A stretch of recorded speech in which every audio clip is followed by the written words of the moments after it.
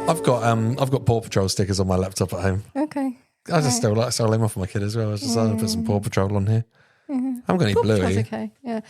Bluey's quite. Have you watched any Bluey? Well, actually, do you know, I'm in a heavy metal band for kids, and we do the Bluey theme tune, and we'd also do Burger Dog from Bluey. Okay. Yeah, but you know, my kids are a bit old now, so like they're a bit beyond Bluey. Like Bluey didn't come out when they were young enough. Yeah, no, yeah. My granddaughter still watches Bluey. Bluey is amazing. Every time I watch it, I do love it. I have to watch Bluey. It's quite adult in its content. It's like what, sexual? No.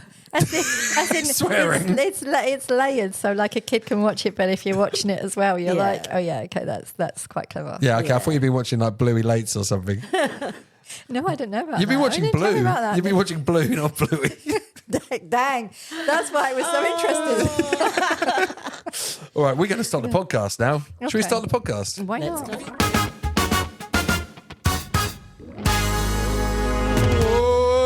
Welcome back to Are You Creative podcast about creativity in and around Essex, the best county in the world, of course. We're here in the Lorca Media Studio in Chelmsford, the birthplace of radio and the toaster, more importantly.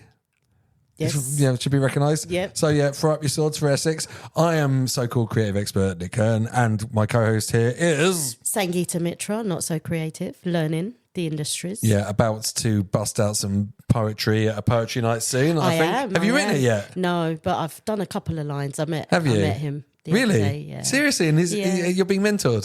He's going to mentor That's so cool. When are you going to be on stage? Probably either, if not next month, the month after. Yeah, because you know what Ben Watkins said the other day, the creative director, when he came in, he said just book something in and then worry about it. Yeah. But nice. I met Ethan and he's really up for it. Oh, that's cool. But he could even do a 2-line poem. Yeah, he said that. Yeah. That's amazing. I love Ethan so much. That's brilliant. And we've got another brilliant guest in here. Are you from Essex? Yes, no. No, but you live in Essex. I've been here since I was 8. Okay, but yeah, so you you're live in from Essex. Essex. Yeah, okay, you're allowed.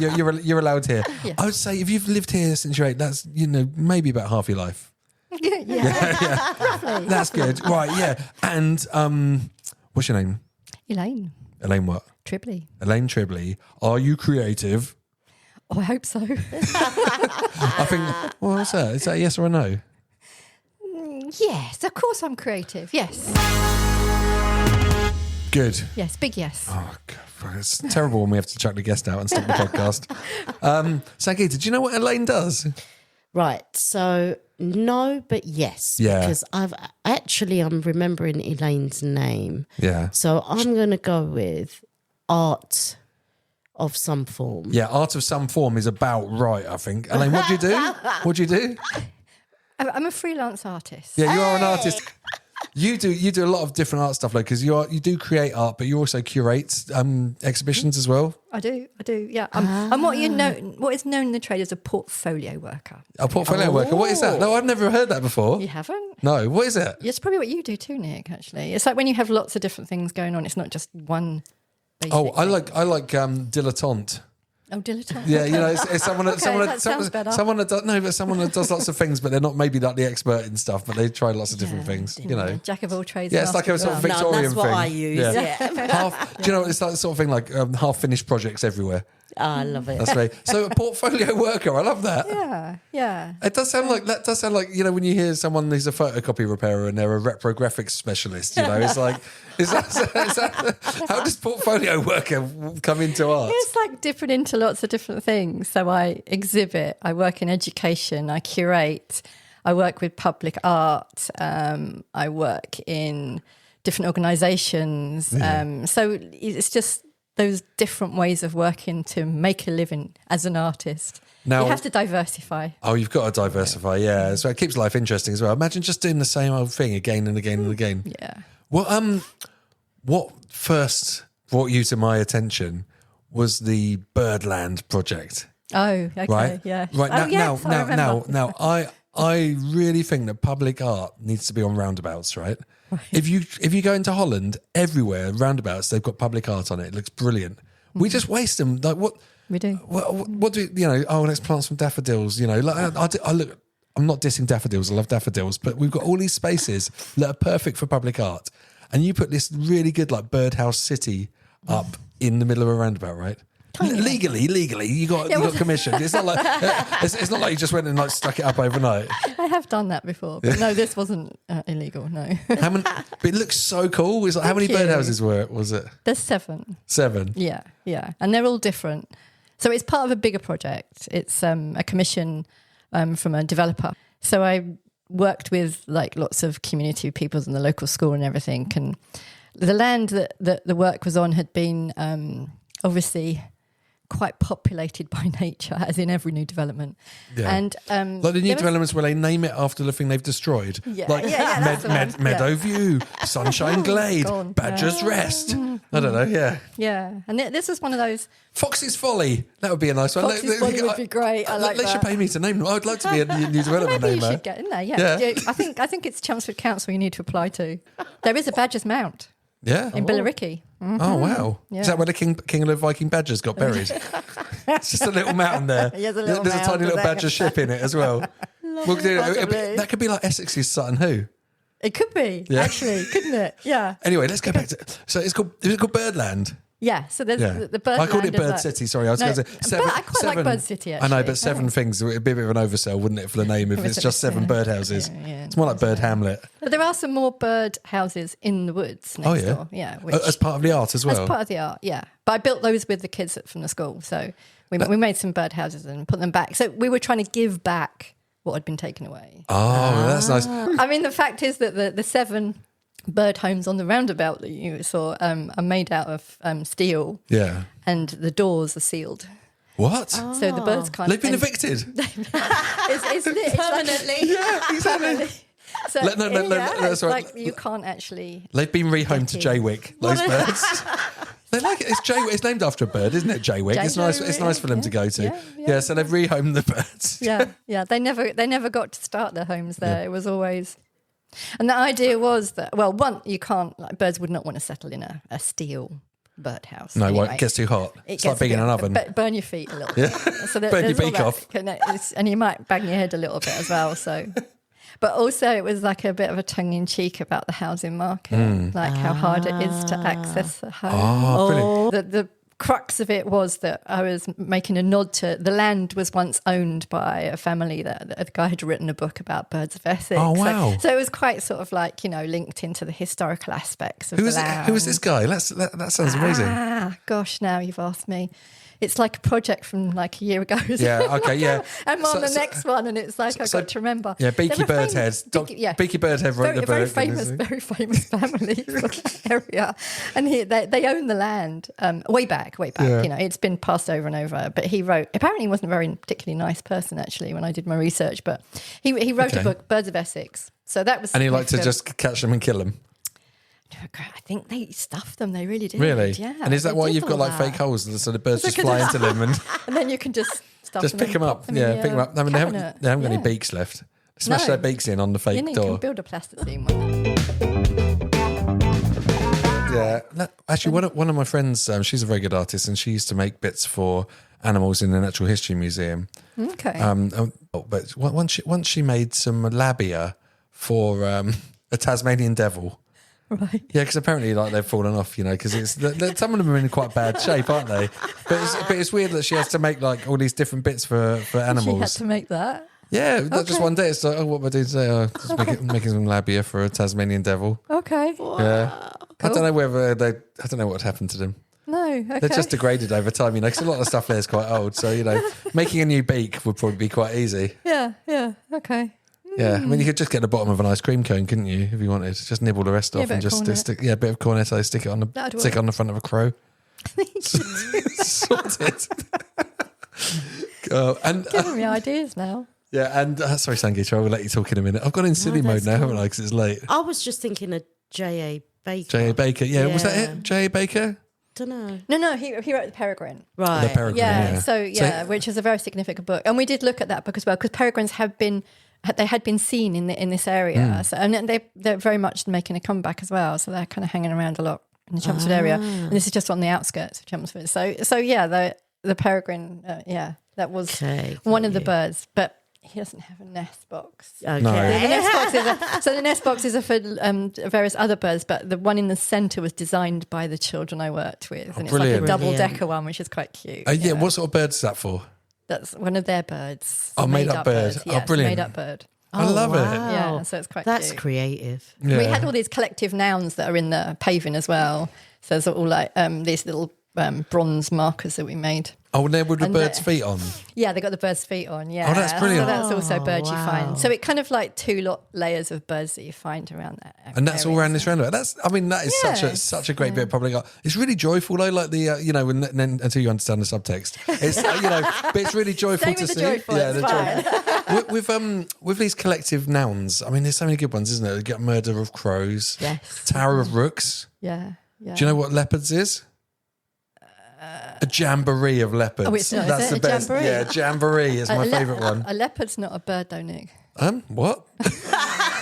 Just put that out there. But you know, I've been lied to all this time. yeah, Yeah, well, I mean, leopards can have collective nouns. You're just being speciesist. yeah, No? definitely. What other bird things are there? What other bird collective nouns are there? Can you remember? Oh, I any? got the kids to make some up actually. Yeah.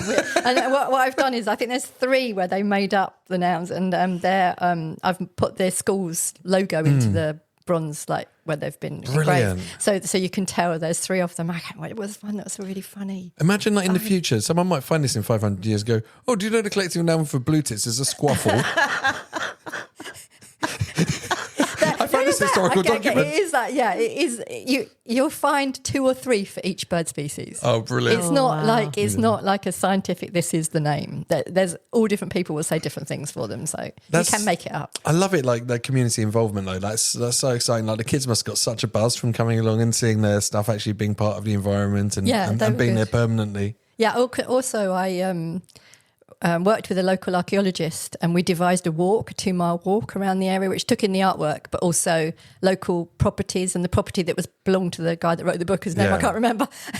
Beaky Birdhead. Beaky Birdhead, that's the one. And we took the children out to do the walk. It was 2 days before the end of the summer term. Yeah.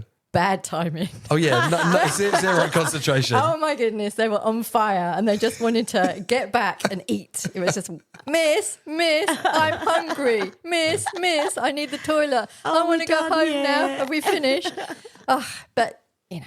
I think when the good thing is though, these brass, are they brass? These plaques, bronze. These bronze plaques will be there for decades, and when they're an adult, then they'll go and appreciate them. Hopefully. And they'll say, "Oh, why did I write that mad thing? What's this bird? It's not even a real bird.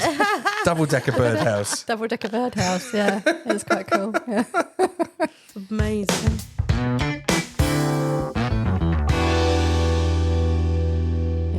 I was trying to train a robin to land on my hand the other day. Did you succeed? Because they seem to be so tame lately. Yeah, no, I didn't succeed. My dad has succeeded. But then someone told me that you could maybe if you just lay out some cloves and a glove and then put the food on it and do that for a little while, then eventually you just go and swap yourself in, and then you sit in the same place in the clothes and then it'll land on your hand. But I didn't try that. No. But anyway, I'd love a pet robin. I've got pet hens. Have you? But I think a robin's like a sunburnt sparrow, right? It's like a patriotic. It's like it's been down to, Yeah, they do stick on the their chests terraces, out as being on well. the terraces. Oh, and a football hooligan, like sunburnt. Hey, look at my chest. Look at my England flag tattoo. Oh dear. Yeah, so Robin's good, but I think it's a good one to be mates with. Robin. I think so. I'm trying to think of the They call them the collective garden- noun for the robin now. It's like, oh no, it's all gone from my head. What is it, like a firm? Oh, it's a blush. A No, blush no, of it's not. robins. No, it's a firm. A firm of robins. Geezer birds. I love it. It's a blush of robins. Blush. Oh, that's really, but a lot of Quite animals, sweet. some animals have more than one collective noun, don't they? Yeah, so we'll go with yours We'll then. go that firm, yeah. Yeah. Firmer robins. They, do. Yeah. They make a lot of noise, robins. Yeah, they've got a very, very musical song actually, like quite a high range of like the octaves they go through, and very nice song words. They call them the gardener's friend, don't they? It's nice. Yeah. Just hang out with you. They do, yeah. Yeah, always got a beady eye on you. Like, And isn't every one of them supposed to be a dead person as well? really? Oh wow. It's like a dead person visiting you. A and each dead robin football does that hooligan something. Yes. reincarnated as a robin. I love it. Get some SPF 50 on me. Oh, I love it. I'm burning.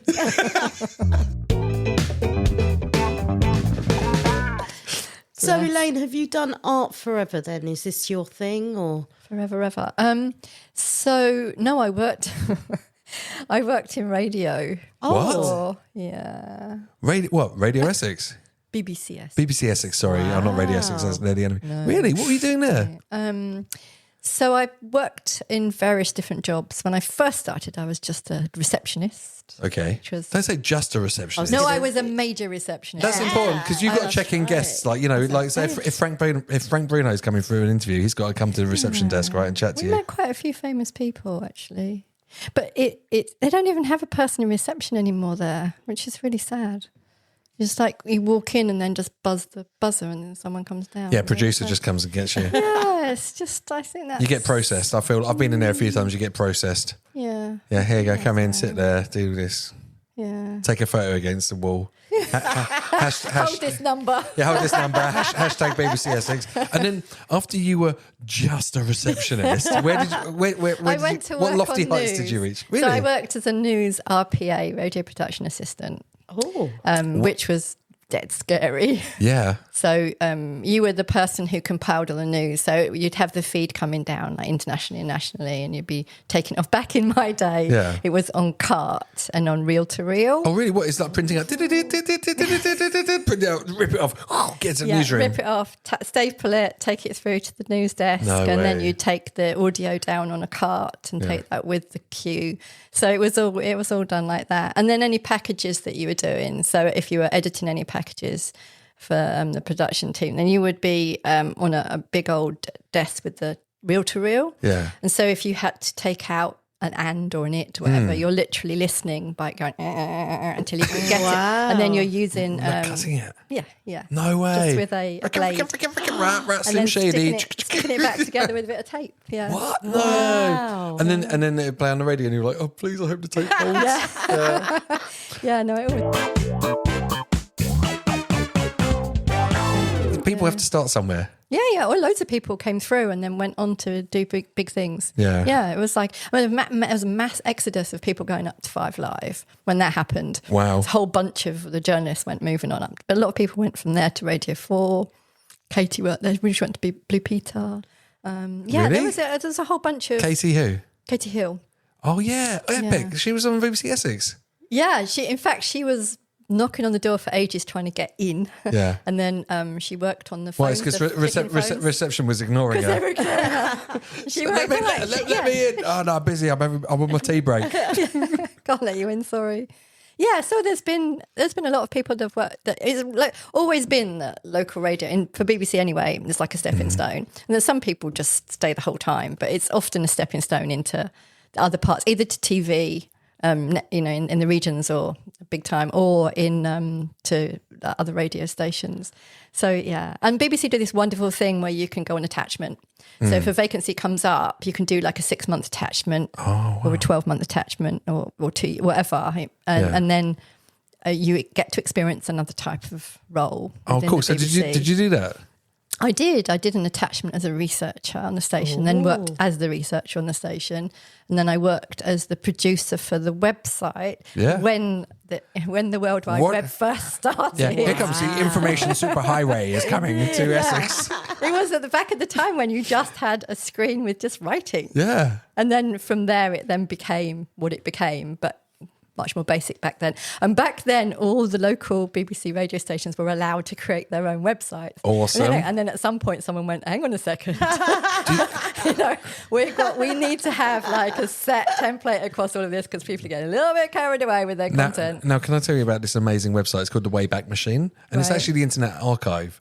So you could probably put in like BBC Essex, and you could probably go back and see the website then. Yeah. Because you can see what I did. It caches everything. No, but I when I get home, I want to see all of these crazy BBC things with like gifs of juggling clowns and dancing babies and stuff around the news. It's like serious news, but there's a juggling baby on the page.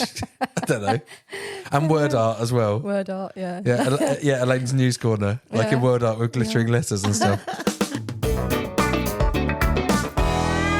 When you did a talk before, you had quite an interesting way into art. You know, like you'd had your career in media, And then you went to Colchester Institute, didn't you, to do an art foundation? Was it foundation? I did my foundation at Chelmsford College. So I had this little... so I've tried 3 times to be an artist. Yeah. And each time something's cut me down, you know. And the third time, I wasn't even trying. Yeah. But this is when I'm working at BBC Essex, and the managing editor there, Margaret, was just phenomenal. And she was very supportive, and just this chance thing. I always made anything, like if anyone needed a leaving card, I would make it, you know. So and then I remember passing it and somebody who left, and he was like, "Oh, I didn't know you did that kind of stuff." I'm like, "Why don't you do something with it?" And I'm like, "Yeah." Really? Like they're like, why don't I? I've waited all this time, so I took myself over to Chelmsford College and went like, "You got any courses going?" Anyway, foundation, it'll take you 2 years to do it. So I asked my managing editor, Margaret, and she went like, "Let's see what we can do." So she arranged for me to work it was full time, arranged for me to work 4 days and spend 1 day going back to college, and I was so keen. That's so good. So, but is this a course that you're supposed to be in there for more than 1 day, or is 1 day enough to do the course? Most of the students were there 2 days a week, and it was over 2 years, and I did it in a year on 1 day a week. Smashed it. Wow. I was so hungry to do it. Yeah, it was just like, oh but isn't my! Is that mad that someone someone got this leaving card and it's just one little comment's enough just to spark you off and think, yeah, actually, why not? I can do that for a job. Yeah.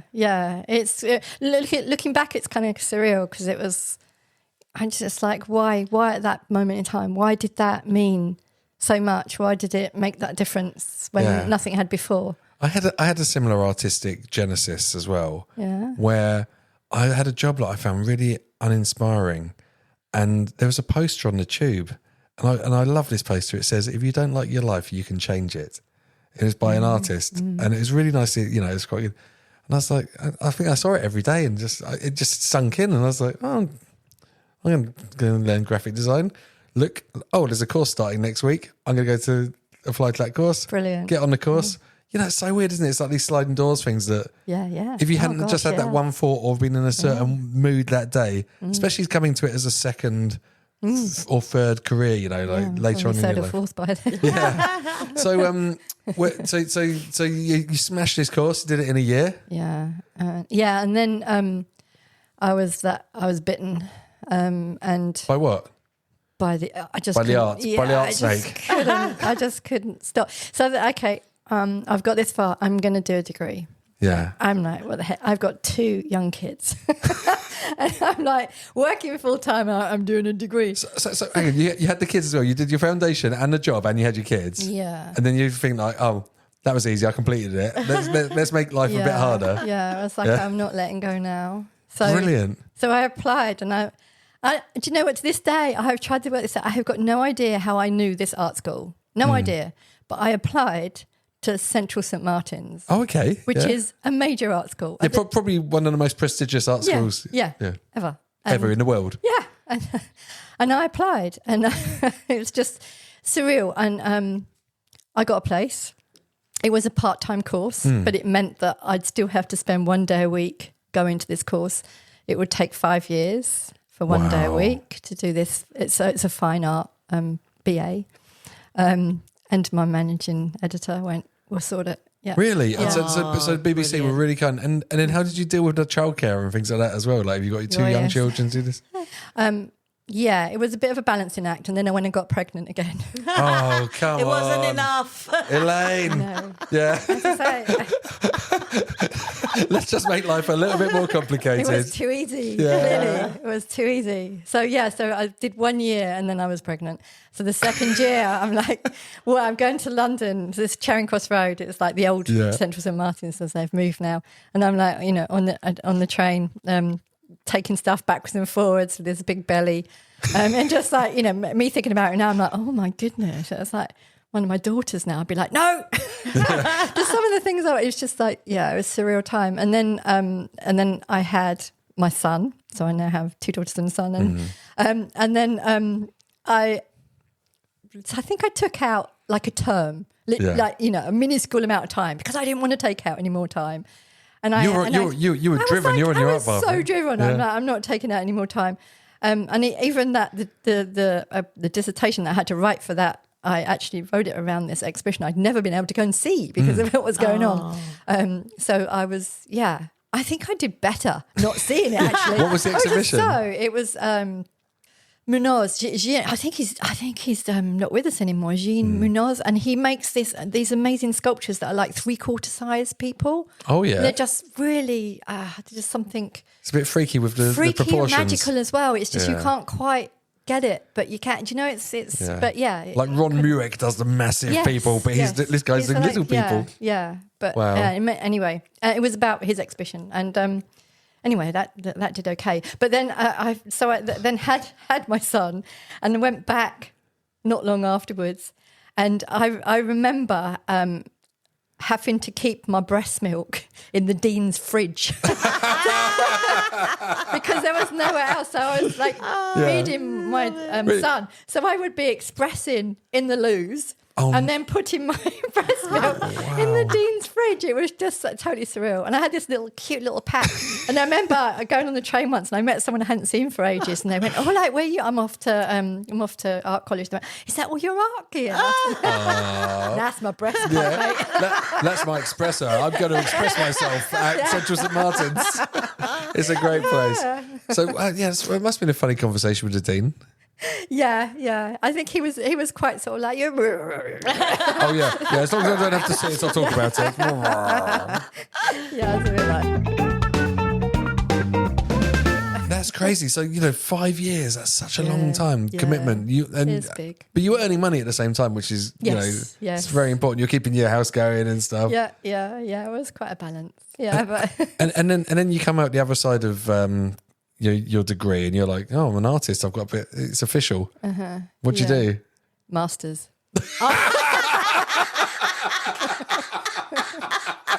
No, really? How many years? How many years can you stay in education? So we're in 8 years now of art education. I'm not giving up now. I mean, no. So you've got 8 years.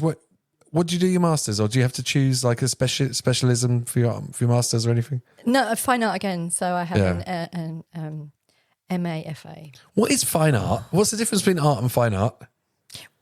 Depends where you go, really. But for me, it was contemporary art. Yeah. So it was. A master's is very different from a degree.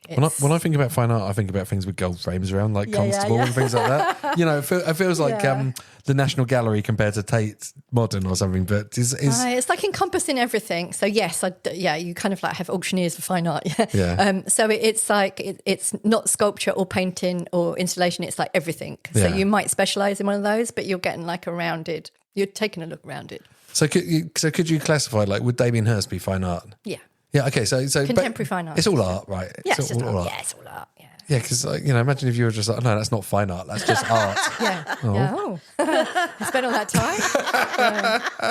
Yeah. That's okay. Art. That is. It's just a title. Yeah. Like, it sounds good. MA-FA. I mean, like. Oh yeah, no, it sounds awesome. Yeah, we're not worthy with your MA in art. So what? Yeah, do you say you specialised in something? What were you specialising in there? Me, I specialise. Yeah, in the MA, like in your fine art. So in the masters, it's really hard. Actually, it's very different. It's really, you get bullied. What? It's like, people get destroyed on a master's. It's like... What, by tutors or other students? No, by tutors. They're really... Cool. Yeah. What they're trying to do is like, basically, when you're working as an artist, you're constantly thriving and trying to work out what you're doing and what your work's about, where it's going, where you've been. And it's this constant ongoing thing. But you're always trying to find the end and the answer. And then... This is during degree time. And then you come to your master's, they're like, there's no answer. There is no answer. As soon as you found the answer, you're finished. Really? So you don't want to find the answer. So it's this ongoing like pressure. Yeah. So it was tough. And I was, there was only myself and one other student who were there because we wanted to be there. The others were there because they could be there. Oh, what? Right. Privileged. Yeah. Yeah. So that was interesting. It's like keeping them out of work for a while. It's just like, mummy, daddy, I think I'm going to go and do a fine art MA. Yeah. Or husband. Oh, Yeah. really? Yeah. So it was interesting. I was a working artist at that time. Yeah. So I was actually working as an artist at that point. And I was ridiculed by the lecturers because I was a working artist. No, what? Because you're actually making money from art? Yes. Which, you know, if you think about it, you know, people going doing art degrees and MAs in art, there's not as enough jobs around for artists as people that are graduating. So they should celebrate the fact that you're actually making a living from art. Yeah. What were you doing? Like making decoy birdhouses to smash birds' beaks off and stuff? What were you doing at that time? Like I created this whole persona, called myself Aileen Liberty, which is an anagram of Elaine Tribley. Yeah. And I created an estate agency. So it's Aileen Liberty. Yeah. And I was this kind of real estate. And I had all these like in the same material that I worked in on another job, which was to make money to be able to do all these other things. Yeah. I was creating like for sale boards, but it was like artwork. Oh, amazing. You know, artwork to be released. And Yeah. so I used the terminologies from the real estate world and the terminology from the art world and put them together. And were these things that you were putting out in the public, or were you keeping it like, was it gallery exhibition sort of things, or were you like being a bit like a guerrilla artist and I putting had a them out? website. I walked around with balloons, artwork to be released, you know. Yeah. I had big billboards and A-boards, so the great big ones that you see on the side of buildings made. Yeah. And then I had other slightly smaller ones that were out in the landscape. A lot of it was photographs, so it then became the photograph became the work. Oh, amazing! And I love how you're subverting that visual language of people selling stuff and having fun with it. Yeah. Did it have a contact number on anything? Yeah, Like, so did people phone up and think it was a real estate agent, or? I don't know. I used the studio that I was placed at that point in time. I used their number. So That's so funny. And you know, you say like you were a working artist. Were people were buying these and you were making money?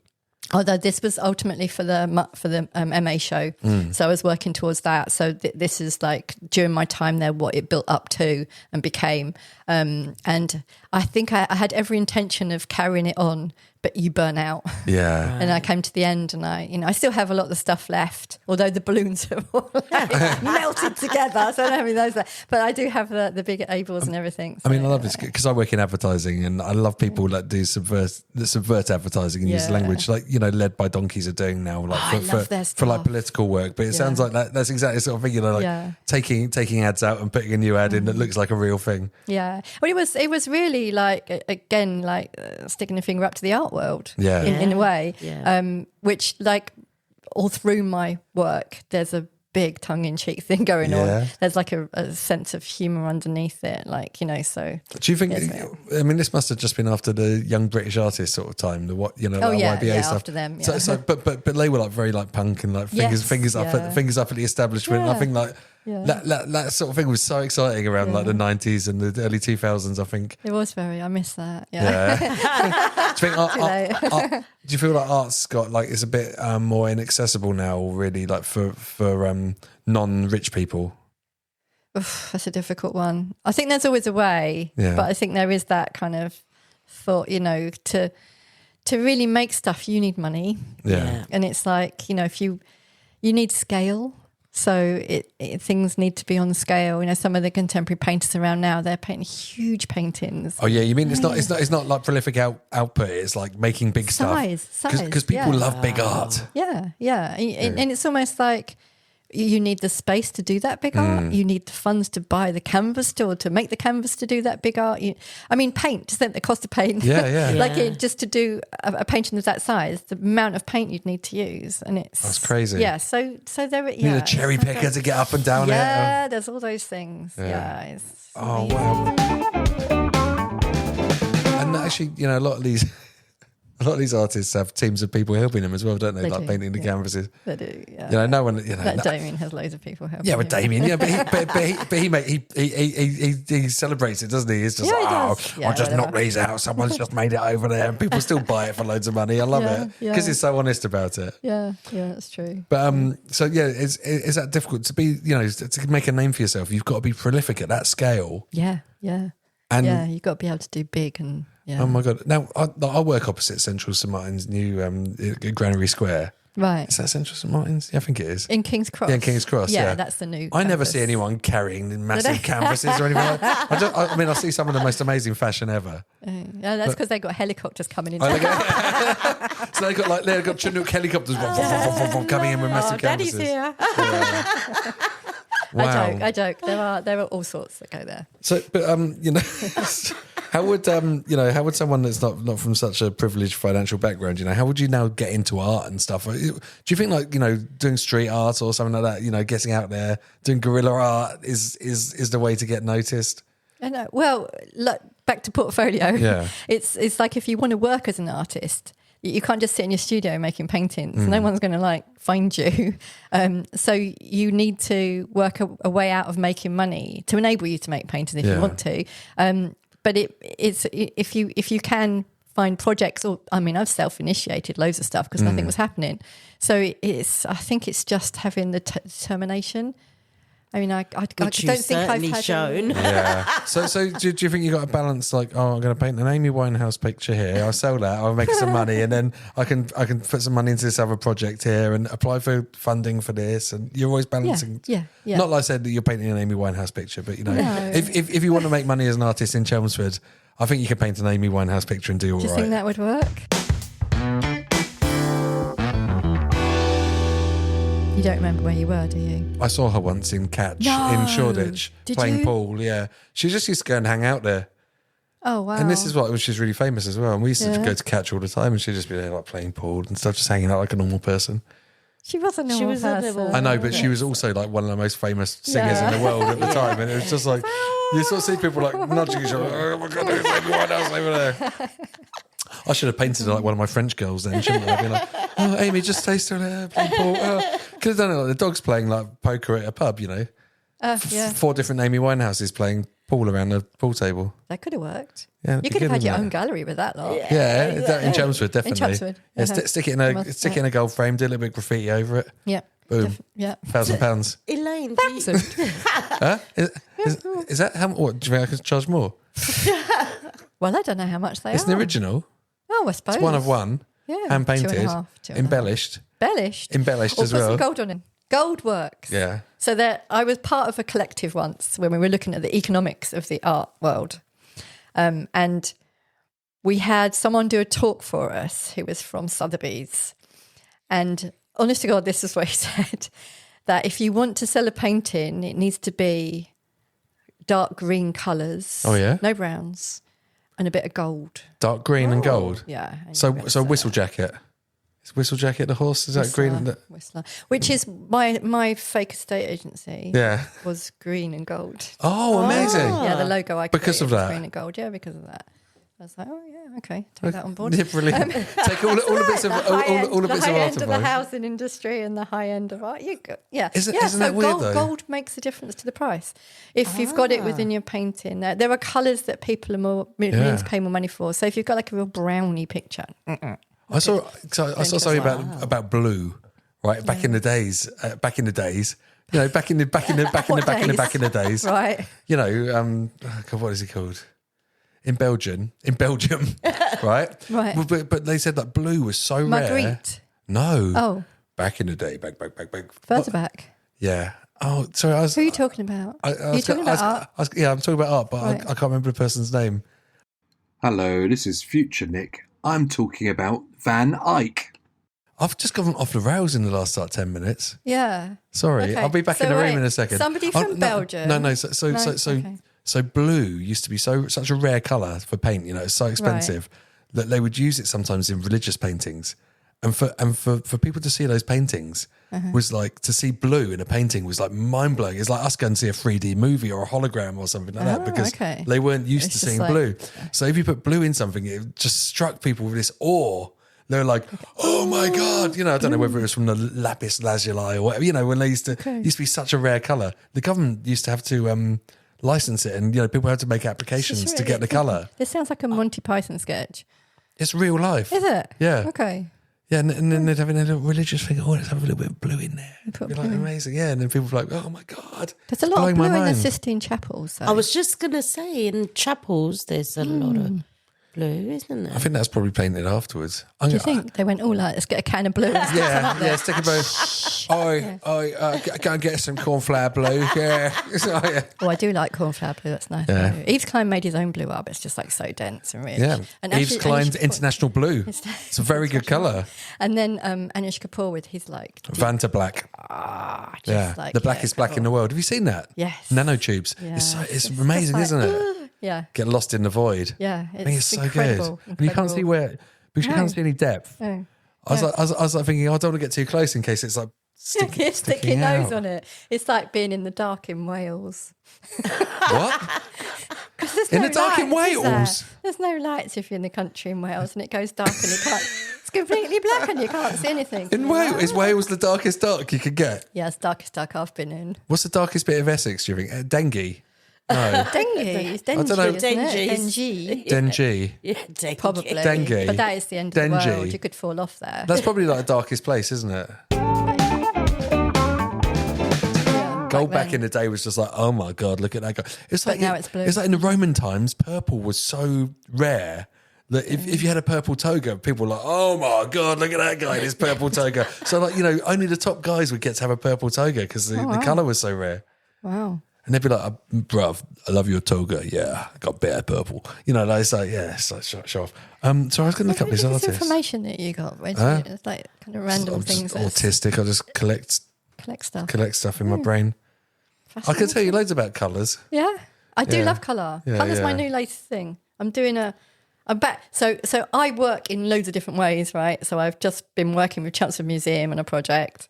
So kind of like helping them with curation and creating a kind of evaluation, a way of doing evaluating, but in like slightly different. So created this Evaluating what? the exhibition itself. So instead of just writing on a piece of paper, I thought it was all right.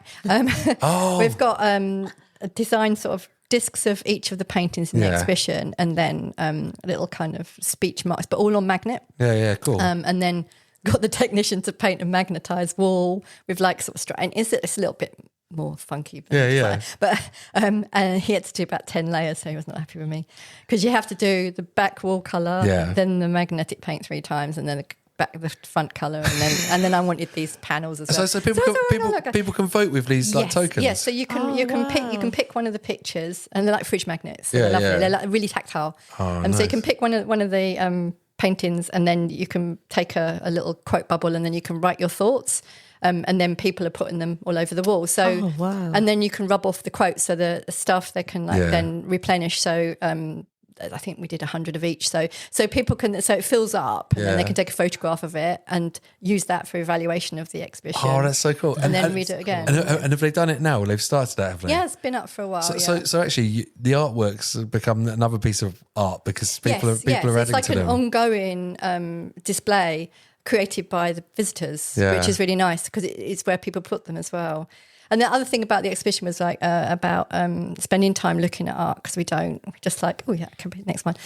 You whiz around an exhibition, it's trying to slow people down. So I suggested having egg timers. Yeah. So one of the other guys there made these, like, we've got these giant egg timers, and then created a bracket. So they went on the wall. So each painting has got a giant egg timer on it. So you can turn it when you start looking and see how long you've looked at the painting. So sort of challenge yourself to like stay for the whole thing. I love it because I was listening to an interview with the curator of the Van Gogh Museum, Van Gogh, my wife's Dutch, Van Gogh Museum in Holland, and they talk about the number of visitors and the number of artworks they've got. They said people just go along, stand somewhere, and they track how long someone stands in front of each picture, and it's seconds. It's seconds. But they say they don't want to tell people to stand there longer because they you know, need people to move as well. You need people to move as well. But also, it's just like, are you really taking that in? Are you appreciating it? Yeah. A lovely idea of that, like an egg timer Slow to looking. really slow looking. Yeah. But like when David Hockney was at the Royal Academy, like his really nice like autumn things, they're really like purpley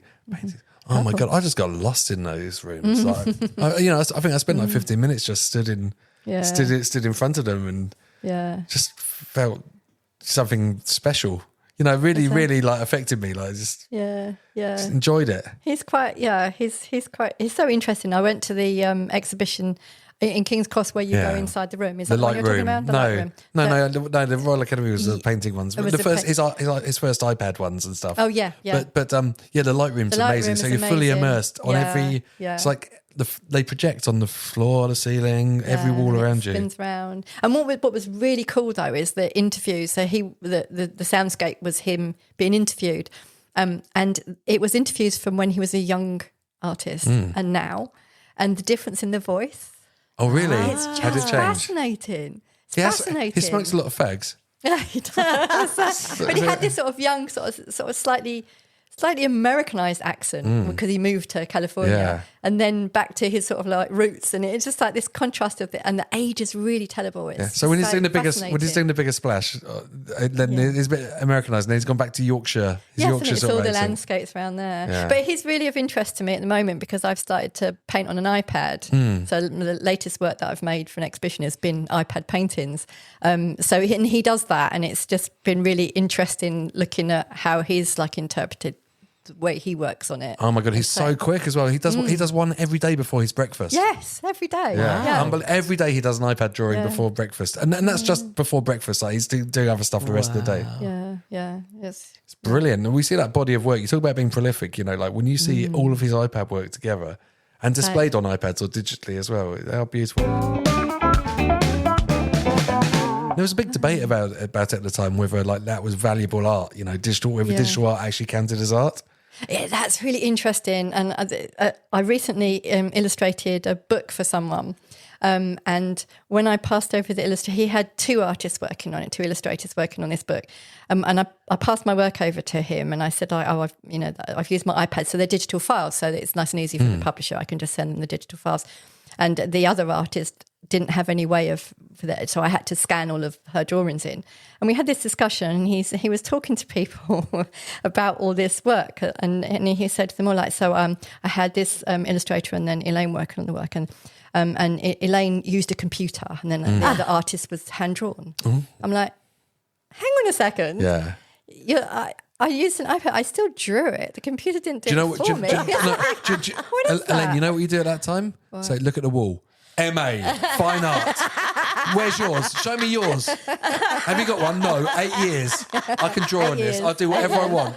And it is fine art because I'm licensed. I'm professional. Yeah, I got letters. Yeah. Exactly. Yeah. Yeah. You keep your scribbles over there, mate.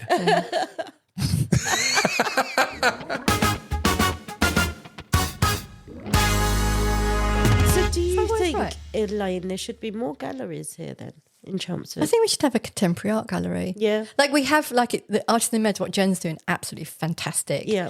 This is Artists in but the Meadows Shopping Centre in Chelmsford. Yeah. Sorry, Yeah, and the art place. So those guys are just incredible. But I just think that there's a space for for a contemporary art space, art that makes you think this, not necessarily just. I mean, I run a studio up in Baddow Road, and I've got nine artists now, and we held an exhibition in the Shire Hall, which was quite monumental. Wow, To be on the Shire Hall. It was like, oh my, Hey, wow. listeners, the Shire Hall in Chelmsford is epic. Imagine the building from Back to the Future, and that's like what we've got. It's got columns on the front and stuff. It's a very grand building, isn't Very it? grand. It's very grand. We only had the foyer, obviously, but we and so we were all looking at the environment as our sort of subject matter. And so we were all working in very different ways. So there was textile, there was sculpture, there was installation, there was painting. But it wasn't made to sell. So it was all made to sort of bring people into the discussion in a new and fresh way, because it's so talked about anyway. And what was the So it's like discussion?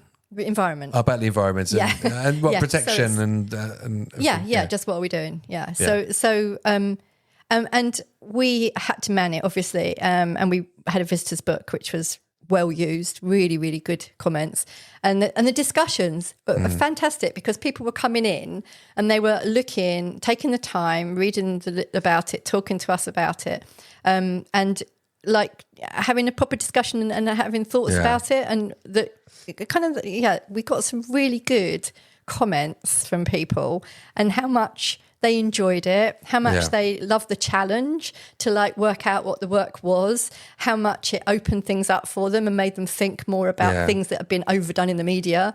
And why isn't it here more often? Oh, And that's then fantastic. wow. You know? And actually, you know, if you're opening up people's minds to art in a way that you see something that's not totally descriptive and they've got to interpret it and feel emotion from it, that's amazing giving people that experience. Yeah, it's just that little bit extra, isn't it? Yeah. It's just like another sort of strain of culture, really. And Well, listen, I'm fully backing the Shire Hall to be a permanent Grace and Perry centre with other galleries for artists, moving exhibitions, you know, shifting things, but a permanent Grace and Perry collection.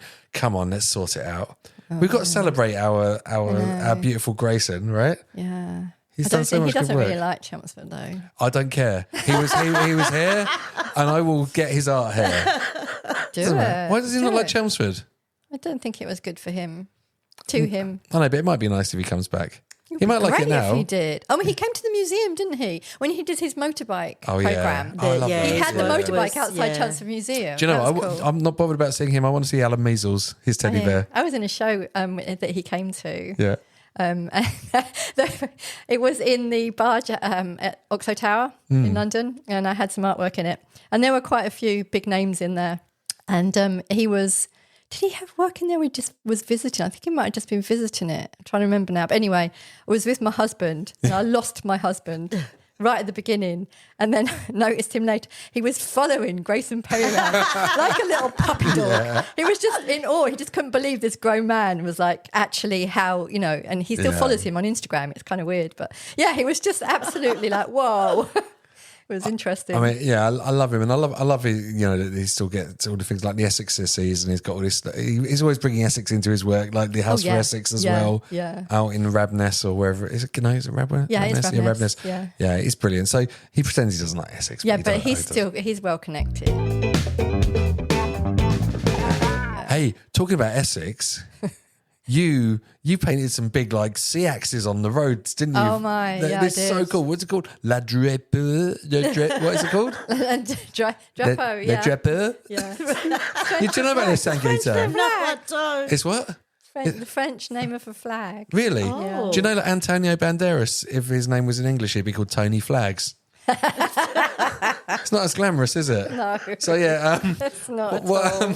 tell us about La Drapeau. That was a commission from Essex County Council when the Tour de France came Yeah. to Essex. Ah. And they commissioned me to create some road art. Yeah.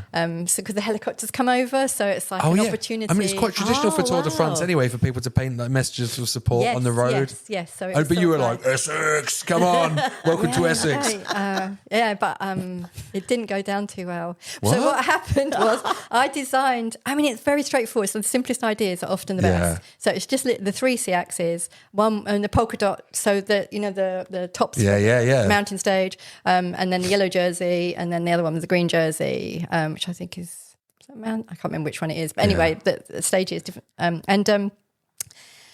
I proposed it and it was like accepted on all levels, but then it had to go to the top guy at Essex County Council. Okay. I'm not doing any names here, but anyway, somebody had to like, and they were like, no, you can't do that. Really, you can't paint on the roads? No, you can paint on the Sorry. roads, but you can't Can't do do the that, three just- C axes in those colours because they've got to be red. Yeah, sorry. Sorry, listeners. By the way, just a bit of Wikipedia here. The sea axe is actually the flag of Essex. It's a Saxon sword, so we have 3 swords. It's not sword on our flags, and this we're saying you cannot recolour the sea axes. They must be red. But they're not owned by Essex County No. Council. They're No. actually because Essex County Cricket. Oh, is it? Yeah, it's not owned by them either. It's not No. owned by anybody. No, They've it's- just taken it on board. So they have. They It's can't owned by the stop anyone- Saxons. Come on, they're going to get Elaine. If they want to cause trouble, they've got to get the Vikings in to sort this out, right? Yeah, yeah. Because the Vikings are the only It's people that can big- beat the Saxons. Bigger than them. Yeah, it's bigger than them. Much It's bigger our than them. heritage. Don't tell us what colours I know. make a sea axe. They weren't red back in the day anyway. Yeah. Made out of metal. It wasn't This red is metal, true. was it? No, it wasn't. So then, So I'm like, I'm not gonna. I'm like pulling out. I'm not going to paint 3 red sea axes. It's not art. It's not my art. It's not. No. My, I'm like no. So they were like, can you come up with another idea? And then I had a conversation with somebody who just happened to work at the BBC. Yeah. Oh, okay. Yeah. And they were like, Reclaim the CX. that's a good story. Yeah. How do you think so? Anyway, it went on air and they went to Essex County Council for a comment and Okay. Essex County Council press office called me and they said, if you talk any more about it, you won't be working in Essex anymore. Really? Do I have to cut that out of the podcast? I don't know. I don't care. I'm near retirement now. Yeah, okay, let's do it. So, but anyway, It was a little bit. It was contentious, you- and it was you did causing paint them. problems. You did but paint anyway, them. I did. Yeah. So anyway, They looked amazing. It was looked at again, Yeah. and they decided it was okay for it to go ahead Oh, eventually. you woo, woo. Man, there's Yeah, I so love many. activism. There are so many paper pushers in public art and stuff. It's just like, you know, I don't think the council. Council me, but I don't think you should be deciding what is relevant art and what isn't. I think it was just like a little bit swallowed up in that it needed to be what it, but actually it was like, helicopters like, Yeah. and this is going to be Yeah. zoomed out and you're kind of like using what, what says Essex Yeah. in a really kind of, why It's- not? it look- Yeah. Anyway, what- it went ahead. What was nice though, it looked really pop art Amazing. as well. Like it looked so bold. Yeah, it was. With those I mean, they were patterns. huge. They were across the whole road, Yeah. and it was like a nightmare to do. Where was I it? had four sites. Oh, Where wow. did Four you do sites. it? So we were Chesterfield up the top by Saffron Wood, and we were at Finchinfield. Oh yeah, And Finchinfield, like one of the most beautiful Yes. villages in the world. and we painted the road. yeah, come on, Essex. And then Epping, and Yeah. then just outside of Chelmsford towards the turn off to Felsted. Oh, that's so good. those four spots. which How long were did they crossing stay there over. for as well? They just faded slowly in time, Oh, which I that's really beautiful. liked. I love that. Are they still there? Can you see like a little ghost No, outline all of them or gone now. anything? How many Oh. years does that kind of last then when you say So it was faded? chalk spray, which is made by a company in Harlow. So it was nice to be Essex based. Yeah, wicked. Oh, That's quite Essex. cool. Yeah. I think one site went quicker than the other because it depends on the traffic. So it gradually wears it away. Ah, So when right. it changed over time, which was really lovely. Probably 2-3 years. Oh, that's Wow. good. So it's a little bit of time Imagine if that scale. road was more protected by the sword and there was just all potholes around it except for 3 sword standing proudly there with the full Very fun. tarmac. Yeah. Amazing. Amazing. Wow. But no, it was that was a good project to do, and I had to employ 3 other. I had worked on one team. I had to employ 3 other teams to work for me, and we had to start. I think it was like 4:30 in the morning, and each site had to have the road shut off, even though it was shut off anyway. They had to have traffic lights. They milked it, so they had to have traffic lights so that we could do the installation, and it was all timed. So before the first cars come along, the actual course, and we were. So my husband's a massive cyclist, and and he came with me to help, and my son as well. So they were helping on my team. That's so cool that you get the whole family in the there. family. Yeah, cheap labour. Buy one, get So one like free. you're gonna get to be working on working on the Tour de France course. All right, Damien Hirst over here. You're like the Damien Hirst on the road to Essex, aren't you? I'll just get some other people in to do it. I'll just Come and give me a hand. stand there with coffee, telling them what to do. Yeah. Just like pass me the croissants. I did have breakfast for everybody. But after we finished, we then had to drive along the course, and my husband was loving it. I was like waving out the window because everyone had started to gather by then. Yeah, They were yeah. there from really early. So you've got all these, and you're driving along, and all these people are like lining the roads, and they're all like shouting and cheering and clapping. Yeah. Oh, And like, my husband's like almost amazing. waving like the Queen. The Queen. My son is like hiding in the back, going redder and redder and redder. Like, Were people hitting cowbells and stuff as you come along? all that. It's very And, funny. and did you see it on TV? Could you see it like in the coverage? Yeah, there was coverage. And did the announcer say, "Of course, there's the 3C axis of Essex" or anything like that? You know. I don't know if they did. And I hear there's been a little bit of trouble with those because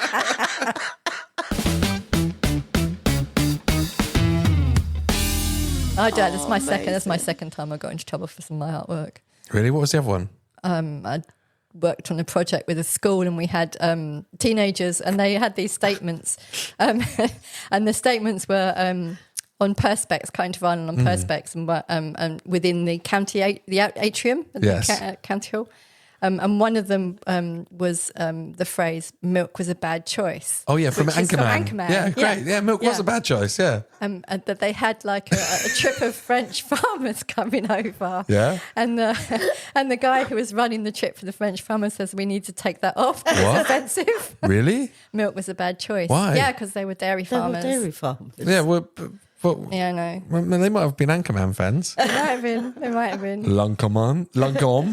I don't know. They weren't happy about it. That's weird. So they took that one down. But ironically, they couldn't take it down because they needed to get a cherry picker. Yeah, So they amazing. couldn't get one organised in time and get it down. But What happened? Did the French farmers revolt? Did they go crazy? Did they smash up the hall? charged up and down the high street, with their cows and their cowboys. No, But no one said anything, right? no. Yeah. It was just overthinking. Oh my God. People really have too much time on their hands. They did take down one, which was the best part of belief is the lie. So lie being in the word belief, which was why one of the young girls. Wow. And they took that off because of its religious connotations. Oh. What? But you could believe in anything. You could be believing in It Santa. could be any type of belief. I know. Yeah, that's weird. Oh, wow. Yeah. That's deep.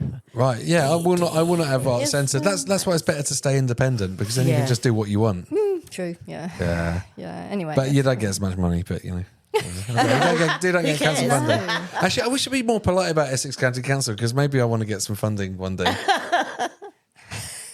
They're already like, oh my God, not that guy. Sankey is learning how to spray paint as well now. So I'm going to definitely try. Yeah. So yeah, we want to get you in concrete canvas next year. Oh, yeah. Wait, Can you imagine? try some spray chalk first because it wears off after 3 years. Good idea.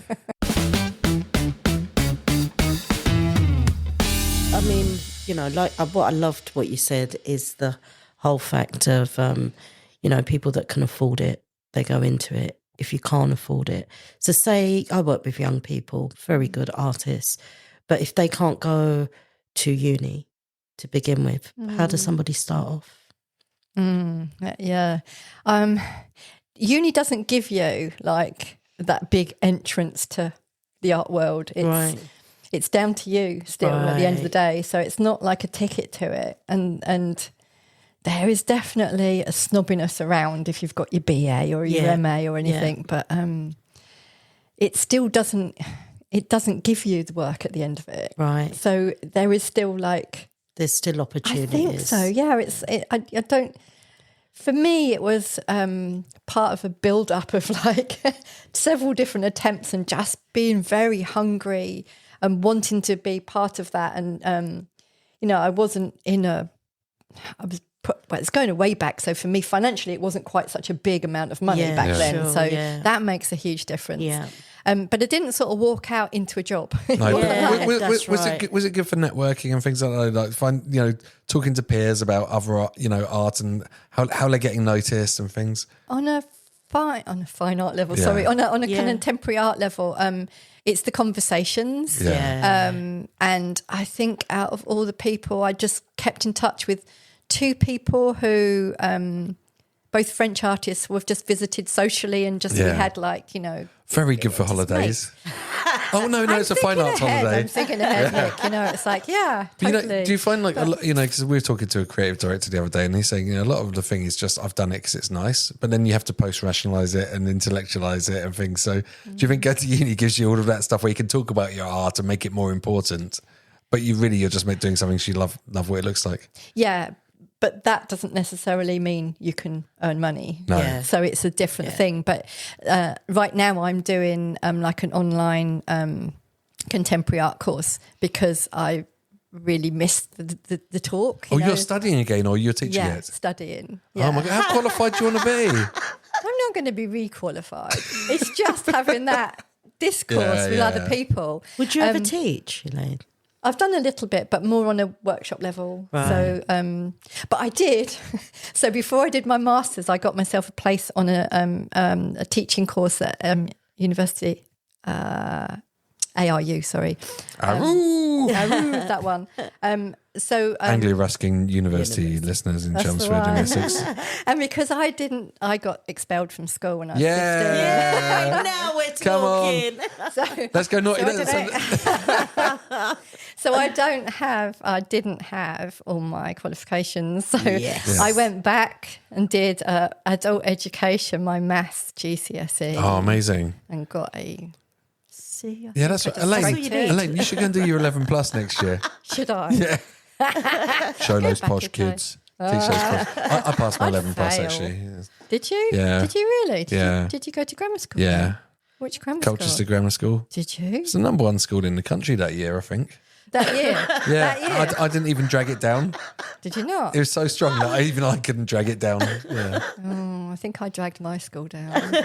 Anyway. Well, they expelled but you yeah. before you could drag it down any further. I did. Yeah, I had to go back to do my exams because I'd already been chucked out. Yeah. But I was like, I was just not. I hated school. I was rubbish. But I think, love but, it. but I think like school does fail like people artistically sometimes because like I was much more interested in art than traditional subjects, and Yeah. it's sort of treated as like this little tick box at the side, often Yeah. not as a serious career. Yeah. Well, school was just irritating to me. I did everything possible to be bad. I'd turn up in the wrong uniform. Yeah. I'd just like walk out of Love class. it. Yeah, I was painting just- C-axes the wrong colours. Yeah, paint the axes out. I Yeah, love it. I was just a rebellious cow, basically.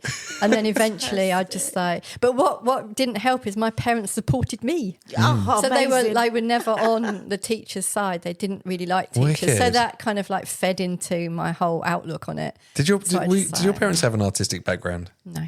So how did they support you when you wanted to do this as a career as well? I mean, you were No, I supporting didn't yourself, want weren't to. you? Really? No, when I was young, I remember them asking me, and they said, "Oh, we were actually in the coffee shop in Asda at Southwood and Ferrers." Classic, iconic, iconic. yeah. Asda had just opened, and it was a big thing. Yeah. So we went on the day out to Southwood and Ferrers from Malden, and they said to me, like, "Have you thought about what you want to do when you leave school?" And I went, "Yeah, I want to be a famous ice skater." They were like, "Oh, What? okay." Really? Wow. That's Okay. what I wanted to do. I mean, what's wrong with that? No. Oh, yeah. I mean, what was that? Tourville and Dean time, was it? I don't know. God, I yeah. can't think of many more famous ice skaters. John Curry, and- Robin Cousins, Yeah, all okay, that lot, yeah. and then Tor and Dean. Yeah, so that's what I wanted to do. So no, I didn't ever think seriously about a career. In when I left school, or when I got chucked out of school, it was like you went and got a job for a couple of years, and you got married and had a family. Yeah. Yeah. yeah. So it wasn't expected for me to, and I wanted to go to. A few of my friends went to art school, and I was like, oh, I'd really like to do that because I loved drawing when I was at school, and I wasn't able to go on to further education. One, because my parents weren't really like, no, you don't, and then my dad got made redundant, so it's like, okay, we don't really have that option anyway. So that was my first attempt to get into art, half-heartedly. So a bunch of my friends went off to Colchester Institute, studied graphic design. Oh, it's a great place for that. And I was like, I was very jealous. Yeah. I was incredibly jealous. And I went off and worked for Essex County Council, actually. Oh my god. Social Services Department. You're such wow. a troublemaker. Yeah. Like you're learning how it all works, so you could I could, subvert it like, later on Yeah. Yeah, with your anti-religious and anti-milk posters. Unbelievable. How can you be anti-milk? And Bloody delicious. it was a bad Those poor choice. French farmers. I Yeah, know, it's I know. yeah, it was a bad choice. It was a bad choice for Yeah, him right then. But milk yeah. was a bad choice. Was a bad choice. It was, wasn't it? It was totally. Oh, I love it. But yeah, anyway, so it was Okay. like the early days of online, and, Yeah. and there was this whole website, and you could find somewhere local that was looking for someone and volunteer in. So I found, I think it was Rittall Junior School, and they were just looking for. I don't even remember. Yeah. It's going back, but I kind of like. I think I might have forced myself on them actually, Yeah. but like in a kind of like, okay, I could do this. Or what, they were looking like- for some art? yeah, some or kind of teaching? like, or not Were teaching. they like, we want a no. mural or we want... I don't think so. I don't think they really knew or I really knew, but they Yeah. put their name down and I put my name down. Oh, and we were nice. like, okay. So I went along, and because I didn't really know, and they didn't really know. The first thing I ended up doing was like presenting myself to the entire school. Wow. And I'm like, Wow. that was really scary. Hi, I'm Elaine. I'm an artist. Here's my degree. Here's my MA. What would you like? Here's my painting. Yeah, and what would you like me to do? So we did land art. Yeah. So we spent I spent a week there, I think it was, and it was great fun actually. And we did, so this was me volunteering my time, and we did all land art, and I learnt a lot. The children learnt a lot. The school learnt a lot. Fantastic. So altogether, it was a really great experience. And although I advocate that artists should never work for free, Yeah. because we shouldn't, because Yeah. if anyone does that, it has a knock-on effect, Yeah. which is massive. Yeah. There has to be like a starting point, and I think if it's a two-way process, Yeah. and like you're getting as much as they're getting, and there's Yeah. some kind of Yeah. agreement Yeah. that that it is, then you've got something Yeah. that you've begun Especially with. when you're starting out. Like if you're starting out in something, I always encourage young people to just volunteer, test it out. Because if you don't like it, that's fine. You can move go. on. Yeah. And the good thing about being a volunteer, it is what it is. You give your time when you can, rather than it have to be like a paid role Monday to Friday. So you have to be there. But even for people working, I always encourage like a CPD, continuous professional development and experience. Go and volunteer. People that sit on trustee boards, they're volunteers. So, I think there is a big thing around encouraging people to volunteer. But I do agree with you in the sense of when we talk about bands, even bands that are starting up and going into all these clubs, they don't get paid. It's the same, I guess, in the artist world, that if you're starting up, trying to get a commission, people might sometimes expect you to come and do it for free, but why should you? You should be getting paid. Because the knock-on is quite substantial, Absolutely. and you should have a value. So Yes. Elaine, what you're saying is artists should unionise, right? There should be like a minimum fee for doing something, right? Well, if you use the Artists Union rates online, Yeah. there is a minimum Really? fee. There There is. is like a rate chart that you should follow. Yeah, there most definitely is. But yeah, I've worked a lot with young people, and I've employed a lot of young people to help me on projects. And I've had some incredibly good young people who have gone on onto their own careers and been quite incredible what they've gone on to do.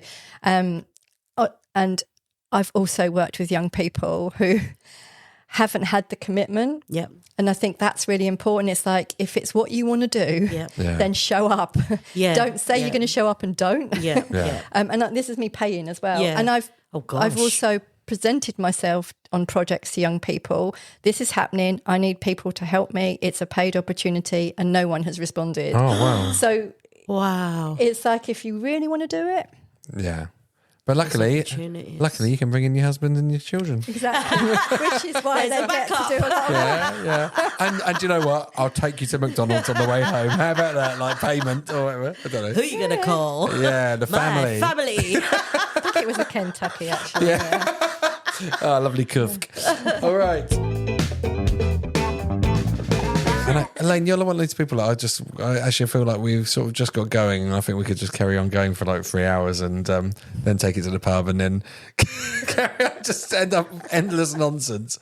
I love it how like how rebellious you are as well. Like Yeah, I love I think it's brilliant, like even when we've been at community things, art things in the community, you're not afraid to like challenge people's artistic processes and things like that as well.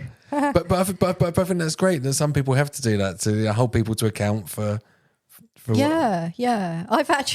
I've been in a meeting once where I get invited to take part in meetings which are part of a consultation to find out what we should be doing in Chelmsford for art. Yes. And I've done so many, and I think the last one I got invited to, we all had to present something we'd brought to the meeting that talked about our interest in creativity. I can't remember, it was an object or something. Yeah. And I'm like, and when it comes to my turn, I'm like, well, I don't have an object, but I have an objection. I love it. And it's like, all of you people are being paid to be here. Yeah. Yes. I'm not. I think Edith was there as well. So we're not being paid to be here. Yes. We've been invited to be here to give our thoughts. Yep. Time and time again, we've been invited Yeah. here to give our Yeah. thoughts while everyone gets paid Yep. and nothing changes. Yep. That's all I want to say. Wow, mic So I am a drop. bit- Mic drop. See you later. And then you go and paint some yellow sea axes outside in protest. Yeah. Yellow lines. I love it. Oh, that's a bit. But it's so good. But I think people do have to hold people to account for like art and for public art as well, and challenge the processes because we have nothing will move on otherwise. Yeah, absolutely. I think you have to be a bit loud and not just go, oh, okay then. Yeah. Yeah. Okay. gonna do? And they're like, tick the box, right? Yep. We've had the meeting. Let's we'll do another one next year. Yeah. Same time next year, right? We don't need to do that. Wow. What a guess. Wow. Sangeeta. Yes. Yeah. What a Elaine. guess. I mean, I know that Elaine's a legend anyway because we have such a laugh every time. You are. Every time I talk to you, I have such a good laugh. And it always surprises me. It doesn't surprise me, but I'm just like, I forget every time how funny you are and like how much I like talking to you, especially about art as well, because you're so unfiltered with your opinions. Do you know And what it's I've really actually important. loved about tonight? I've always had this opinion about artists that they're very quite straight-laced and, they do what they're told to do. But what I loved about your energy was that rebelliousness. Elaine's a gangster, isn't she? She's proper G, mate. I know, it's If so there's good. a G in the art world, it's Elaine. But what I right? love it is that sort of we talk to graffiti artists and about going up in illegal spots and stuff. But literally, you're like in the fine art, but you've got that mindset as well. Exactly. Absolute gangster. Exactly. Like the graffiti people we speak to, you're right. Absolutely. Everybody's kind of like, we talk about the illegal bit, but I would never have thought that from someone who's into fine art and, things I've like been that. really I love your Fine art gangster. I'm going to call this one fine art gangster. I love it. Yeah. Ouch. Yeah. Like Love it. OGTB. Yeah. ET? No, I can't even. OGET. Oh, yeah. You know Fine that. art gangster. I love it. A lot of editing to do. Oh my God, this one's going to be a lot of editing, honestly. That's 'cause why he's I don't off for know. the next few months. Editing it all out. Yeah, I always do it, but I'll just sit in my garden. It's nice, like the Mr. Robin comes and honestly, the Robin comes. I've got my little nook at the end of the garden. I like to sit under the cherry tree and do the editing on my chair. With the Robin. And then the Robin comes and lands and looks at me and says, "Oh, Nick, how's the thing going?" And I'm like, "Mate, put some SPF 50 on that. You've been in the sun too long." Talking Robins. Talking Robins. Yeah, and then we just hang out. He's all right. Yeah, he's got any worms? Like, no, not today, mate. Not unless you land on my hand. You'll have All to right. look out for a blush of robins next time. Yeah. Several of them. But you don't see collections of robins though, do Yeah, you? you do actually. I've got 2 in my garden, Oh. and I thought they're supposed to be at war. Right. Are female robins? Do they have a red chest, or are they just brown? They're probably just Are brown. sparrows just female robins? No. What? We don't have many sparrows anymore. No. No. Sadly. Yeah. Thank you very much to our guest, Elaine. You're So very you welcome. said It's been great fun. Thank you. Thanks so much for coming. It was really fun. Thank you very much, Sangeeta, as always. Thank you, Absolute Nick. ledge. Thank you, Nick, as well. Yeah, no worries. And thank you to Adam Whittaker from Lorca Media. His beautiful studio in Essex, Radio City, Chelmsford, home birthplace of the toaster. Do you think toasters are more important than radios? I do. Yeah. Yeah, exactly. What should be Toaster City, shouldn't it? Watch this space. It will be soon. And which county? Toaster City, which county? Chelmsford. Here we go. You can follow us on @r.u.creative.podcast on Instagram. And we can say bye now because we're all going to go home to bed. Bye.